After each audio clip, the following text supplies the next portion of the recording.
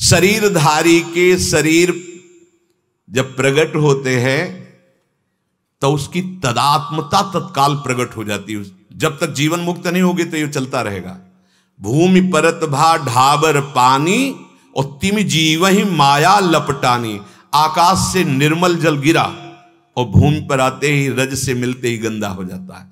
जे ही मां के गर्भ में जो ज्ञान प्रकट हुआ था कि हे प्रभु एक बार केवल इस गर्भ से निकालो, बाहर निकलते ही मैं आपका भजन करके जीवन मुक्त हो जाऊंगा।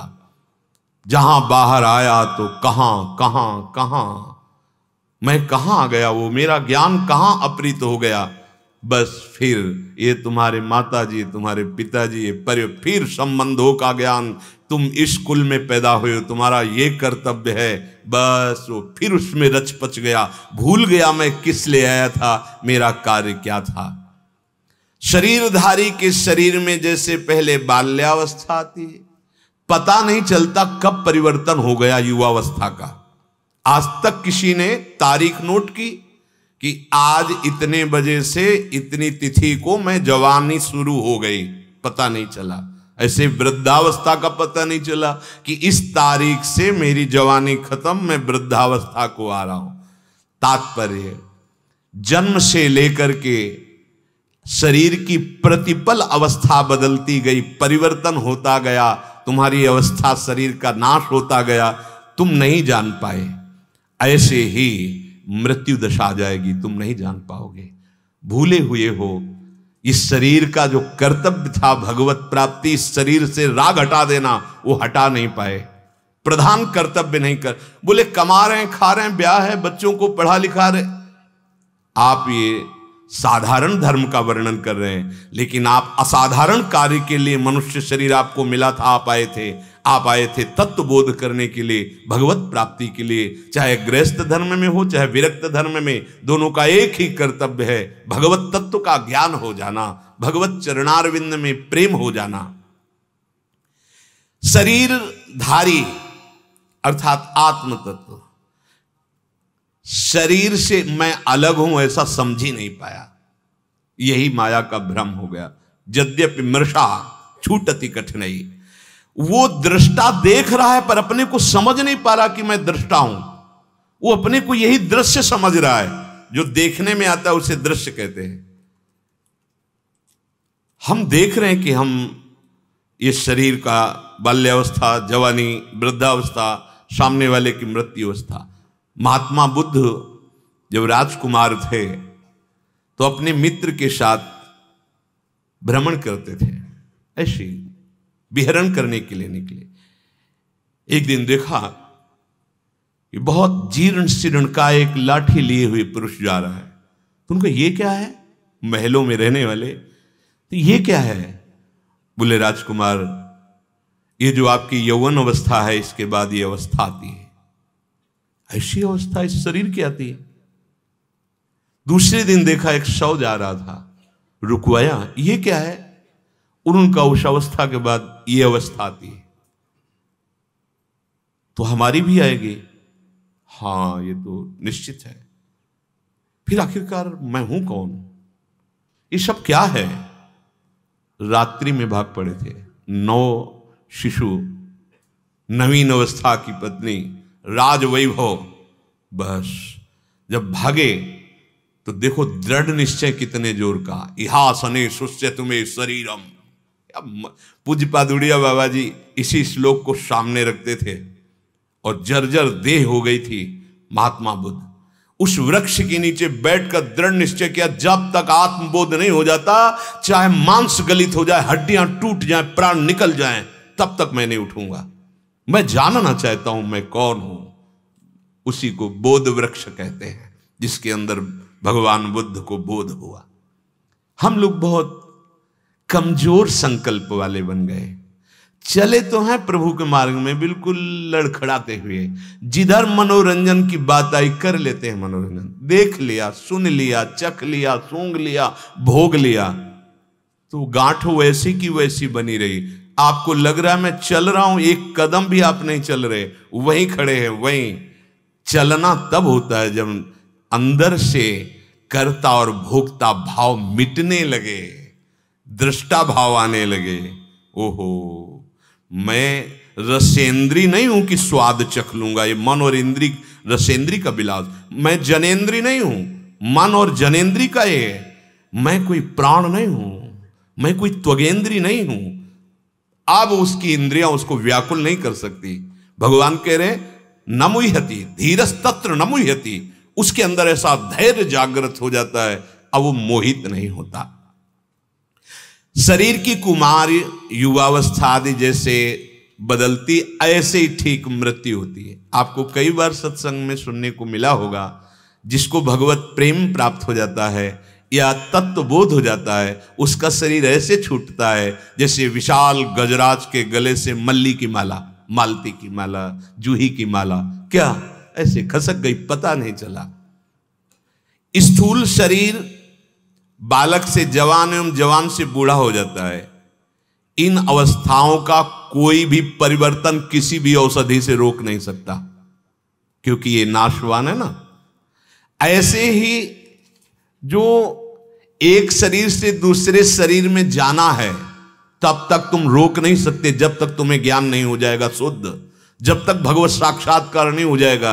ये पुनरपि जननम पुनरपि मरणम पुनरपि जननी जठरे शयनम, ये पुण्य बल से नहीं रोक सकते, ये तप बल से नहीं रोक सकते। इसके लिए विशुद्ध बोध चाहिए। इसीलिए गोस्वामी जी कहते छूटिवे के जतन विशेष बाधे जाएगो, होए है विष भोजन जो सुधा सा निखाएगो। मरना पड़ेगा मुक्त होने के लिए मिला। मान लो बस ज्ञान हो गया, जैसे बर्ताव कर रहे हो वैसे। ऐसा नहीं होता क्यों ज्ञान हो गया तो कपड़ा लत्ता उतार करके वो मूर्ख बन करके, अरे वो ज्ञानी है, वो स्वांग करेगा बहुत, बिल्कुल परफेक्ट स्वांग। ऐसा थोड़ी होता है कि जिसे ज्ञान हो जाता है मनमानी आचरण करने लगता है। अज्ञानी मनमानी आचरण करता है, ज्ञानी का तो भगवत स्वरूप हो जाता है। जैसा शास्त्र उसके आचरण उसी से मिलते होंगे, उसका स्वभाव भगवत स्वरूप हो जाता है। जैसे स्थूल शरीर के रहते ही कुमार युवा अवस्थाएं होती हैं, तुम्हें कोई दुख नहीं हुआ, पर ज्यादा तन्मयता तो होने लगेगा दुख कि यार जवानी गई, अब बुढ़ापा आ गया, बड़ा दुख भोगने पड़ेगा। लेकिन कुमार अवस्था से जवानी आई, आपको दुख नहीं हुआ। आप उत्सव मनाते हैं बर्थडे का, हम नहीं कहते कि आप खुशी ना हो, लेकिन ऐसी खुशी क्या जो दुख को ना मिटा पावे। हमें तो लगता है उस दिन शोक करना चाहिए।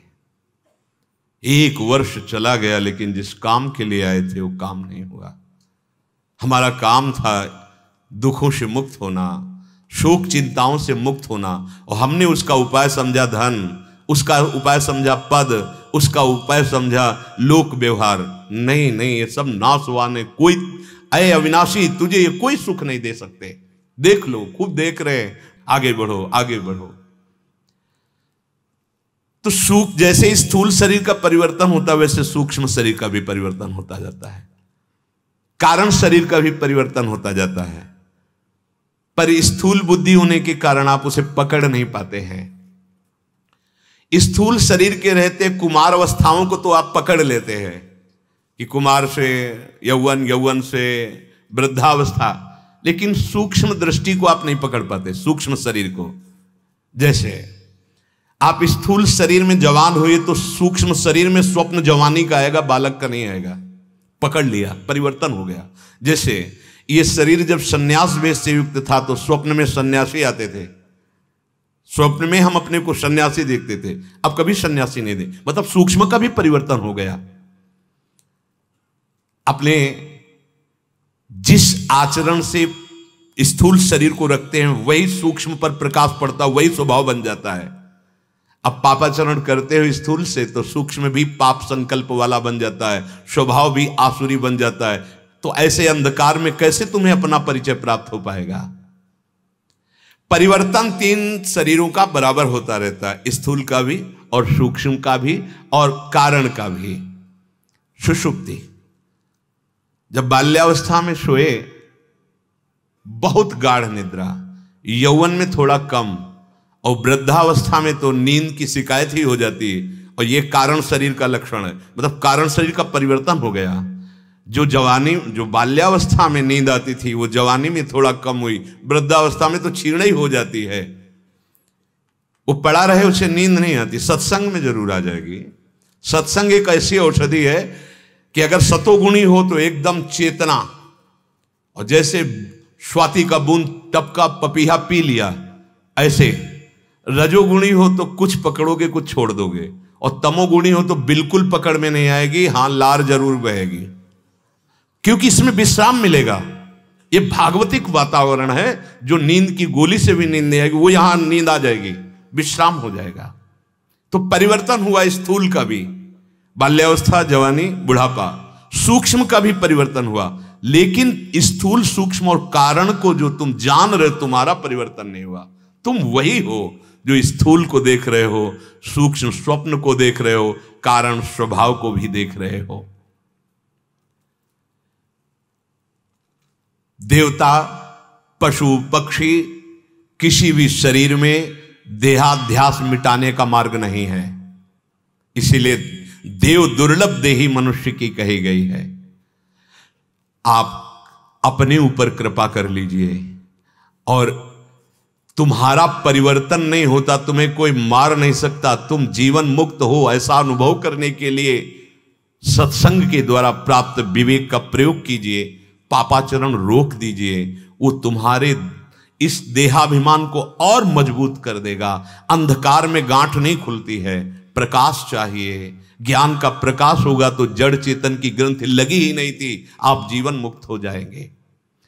धीरस्तत्र न मुह्यति, धीर पुरुष वही कहा जाता है या तो भगवान के प्रेम को प्राप्त हो गया है या स्वरूप बोध हो गया, दूसरे को धीर नहीं कहते। रसेंद्री और जनेंद्री के वेग को केवल आत्मज्ञानी सह सकता है या भगवत प्रेमी, दूसरा पाखंड नहीं सह पाएगा। इतनी सामर्थ्य नहीं है।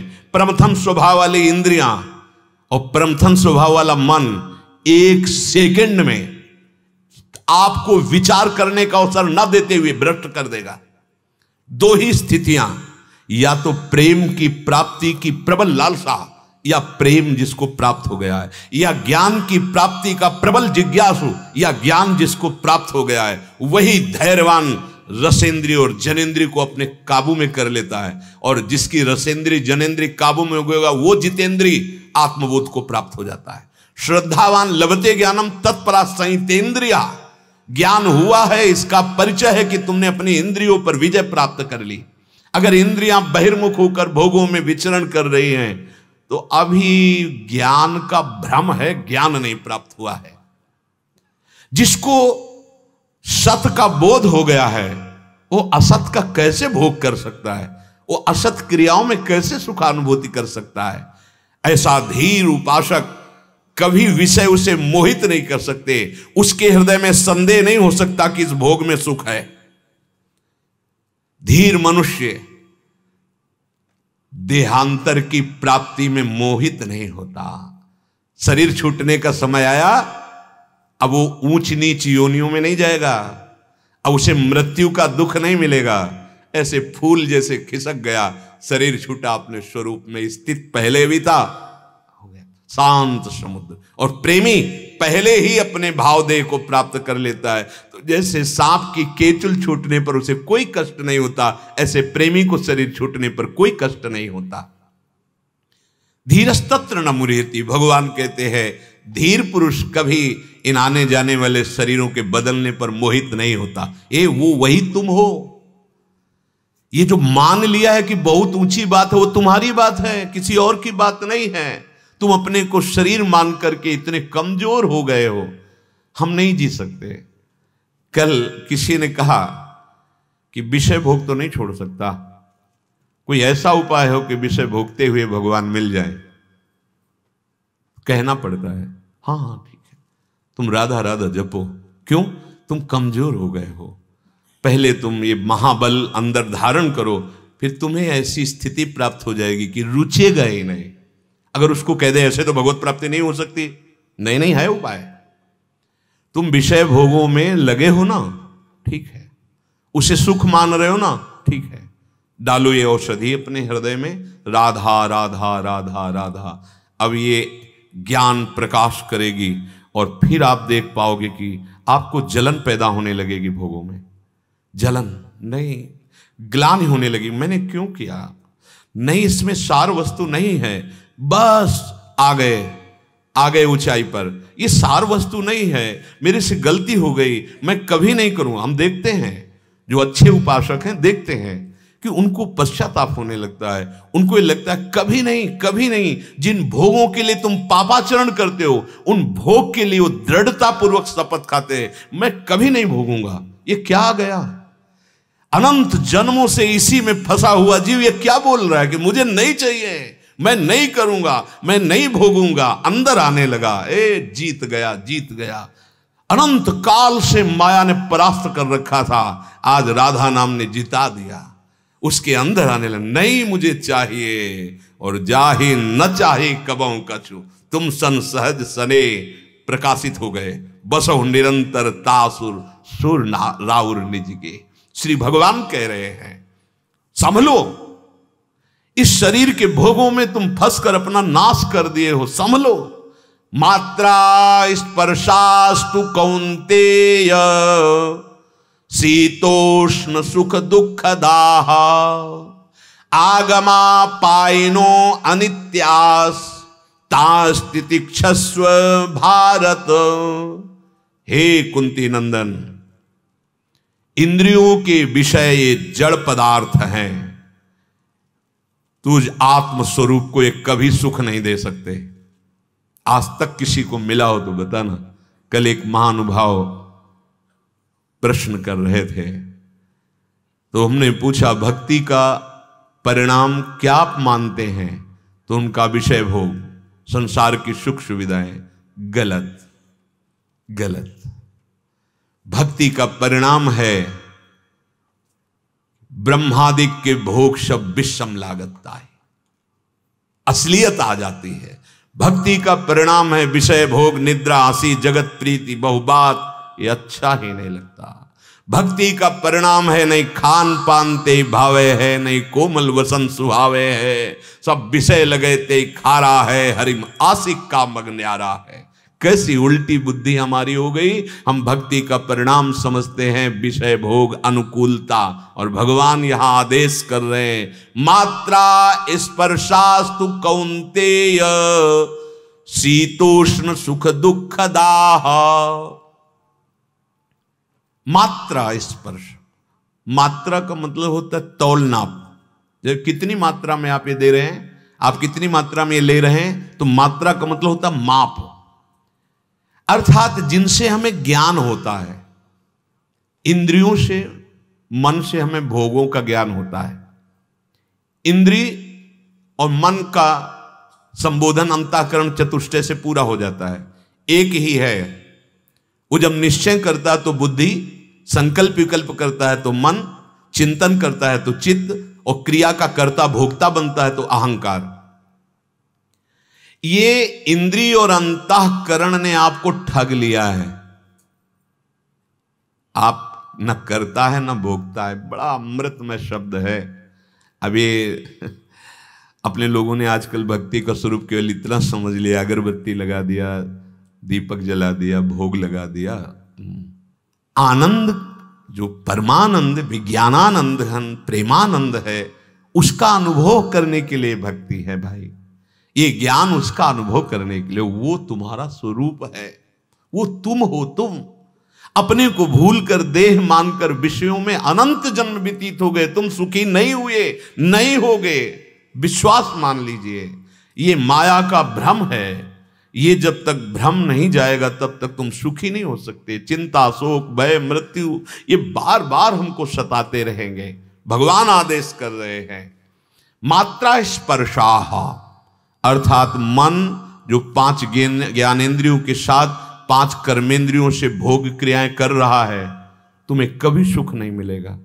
देख लो, सब बैठे हो, बस केवल लालच ही लालच है, आसक्ति ही आसक्ति है। ऐसा लगता है इस बार नहीं तो इस बार तो सुख का अनुभव हो ही जाएगा, नहीं होगा। इंद्रिय और अंतःकरण जो तुम्हें ज्ञान दिला रहे हैं विषय भोग में सुख है,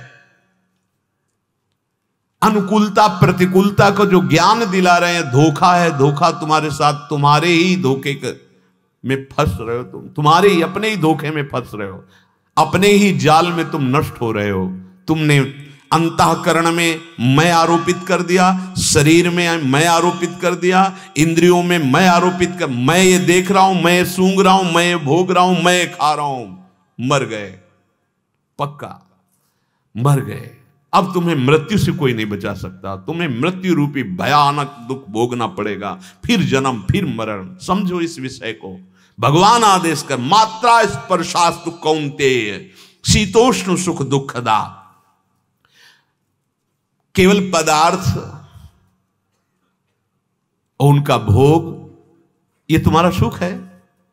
अरे प्राण इंद्रियां ये ठग रहे हैं तुम्हें, तुम स्वयं अपने को ठगा रहे हो। यहां से जब शरीर छूटता है तो केवल भोगा शक्ति और जो पाप कर्म किए या पुण्य कर्म किए वही साथ, सूक्ष्म स्थूल तो यही रह जाता है, सूक्ष्म शरीर, कारण शरीर, तुम्हारे कर्म, फिर अगला जन्म निश्चित। रोको रोको, इस मृत्यु की परंपरा को रोक दो। आखिरी मृत्यु होनी चाहिए, मान लीजिए। महासुख है, धाम का सुख लीजिए, स्वरूप का सुख लीजिए, चिदानंद सुख में आइए। तुम चिदानंद भगवान के अंश हो, तुम शरीर नहीं हो, पक्का।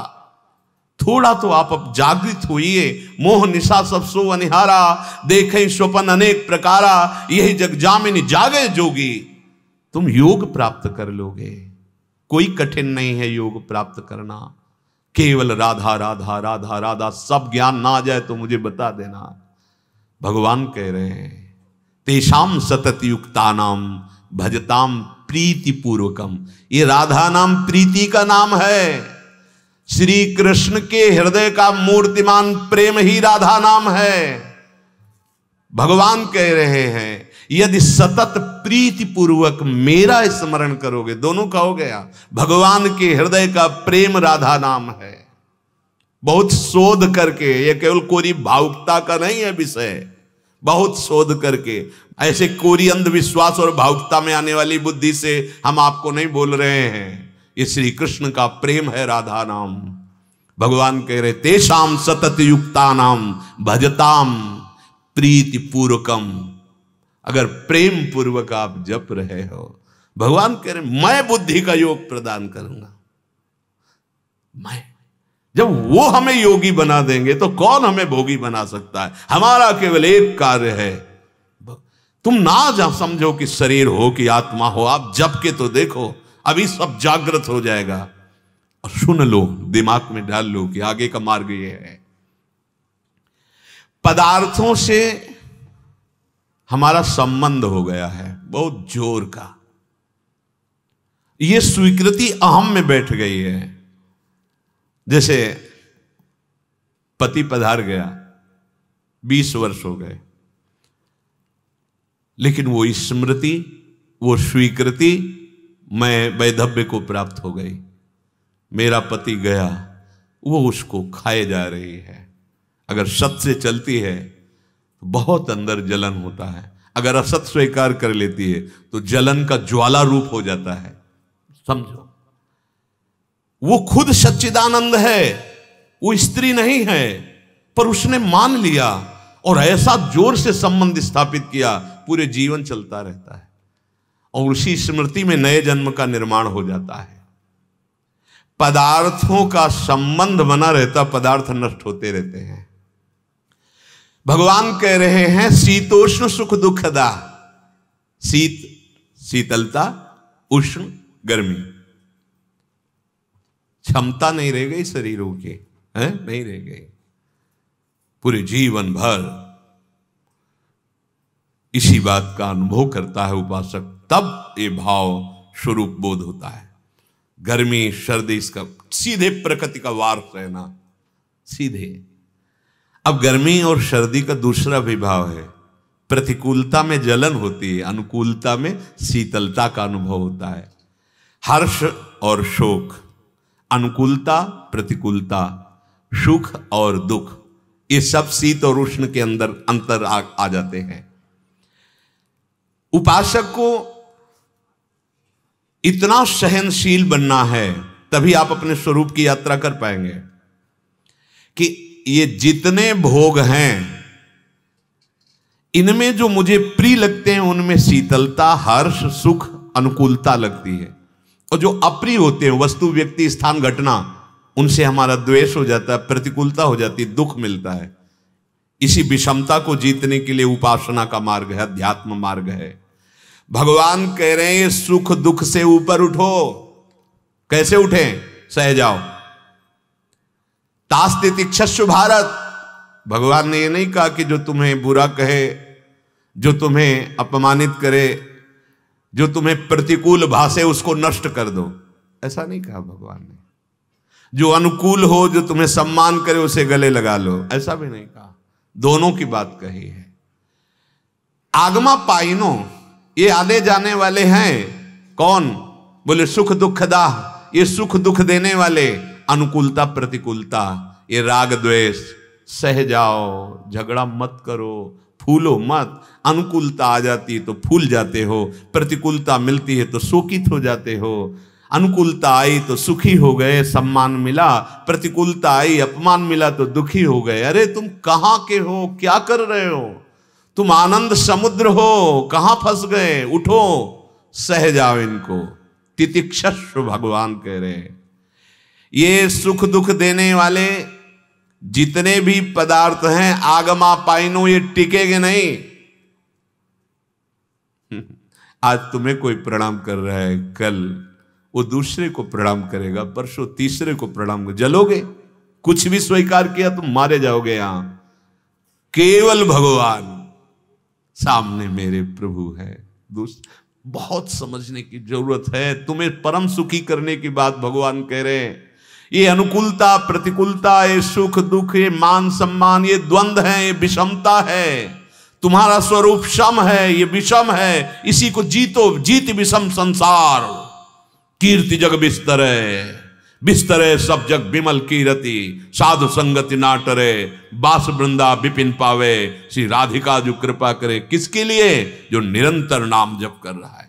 जय जय श्री हरिवंश नाम गुण गाई है। प्रेम लक्षणा भक्ति सुदृढ़ कर पाई है। अरु बाढ़े रस रीति, प्रीति चित ना टरे। जीत विषम संसार, कीर्ति जग बिस्तरे। इसी में फंसा है पूरा चराचर जगत फंसा है। काहे को व्यर्थ में आम पोषण कर रहे हो? भगवान कह रहे आगमा पाइन, ये जितने भी सुख दुख हैं ये टिकेंगे नहीं। आज सुख आया है, हर्षित मत हो। दुख आने वाला तैयार हो जाओ। अगर सुख का भोग नहीं किया तो दुख तुम्हें परास्त नहीं कर पाएगा। ये आद्यंत वाले हैं, इनमें राजी मत हो। सारा का सारा मनुष्य समुदाय केवल इसी में लगा हुआ है। अंदर की बात देख लो।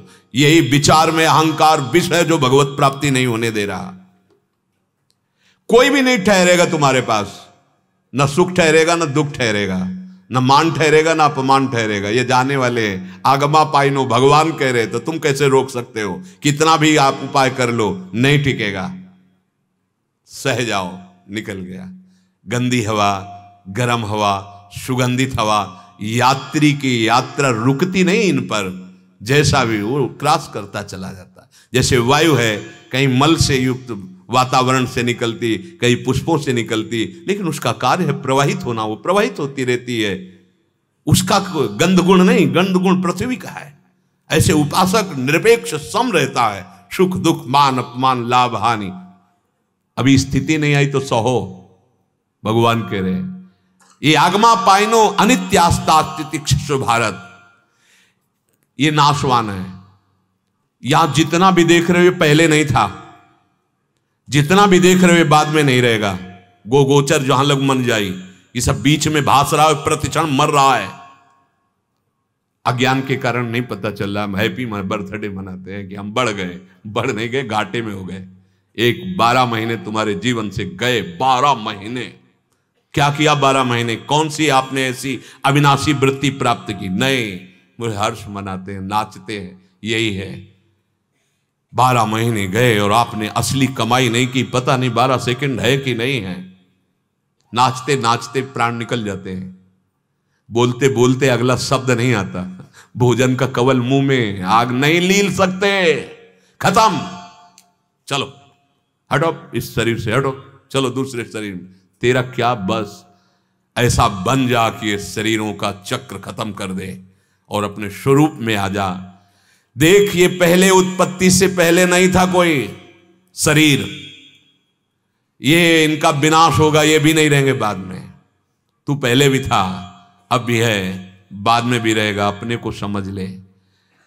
तेजी से इतनी जल्दी बदल रहा है जैसे फिल्म का पर्दा हमको दिखाई दे रहा है, वो बातचीत कर, वह इतनी जल्दी से बदल रहा है कि हमें समझ में नहीं आता कि ये बदल रहा है। हमें दिखाई दे रहा है स्थायी खड़ा आदमी वो बातचीत कर रहा है, उसकी हर चेष्टा सेकंडों में बदल रही है। वहां पीछे से आगे पर्दे में हमको स्थायी दिखाई दे रहा है, ऐसे पर्दे में स्थायी दिख रहा है, और उस बिजली से भी अधिक तीव्र गति से हमारी जीवन शक्ति नष्ट हो रही, हमारा शरीर नष्ट हो रहा है, और हम अपने न स्वरूप को जान पा रहे हैं, न भजन कर पा रहे हैं। हे हम अमुक, हम अमुक, हम अमुक, तू कुछ नहीं है, सच्चिदानंद प्रभु है तू। देख तो तू लौट कर अपने आप को, ये बाहरी मेड़ों में ऐसा फंसा हुआ है, इसी में तो हिंसा हो रही है, इसी में पापाचरण हो रहे हैं, इसी में द्वेष हो रहा है। नहीं संभलेगा, जब तक अध्यात्म नहीं तब तक नहीं संभलेगा। अध्यात्म ही महासुख का संपादन करता है।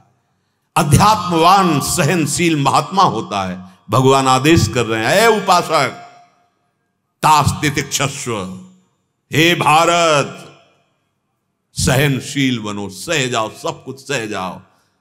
सहना सीख गए तो भक्ति बढ़ जाएगी, सहत सहत बाढ़े भगति।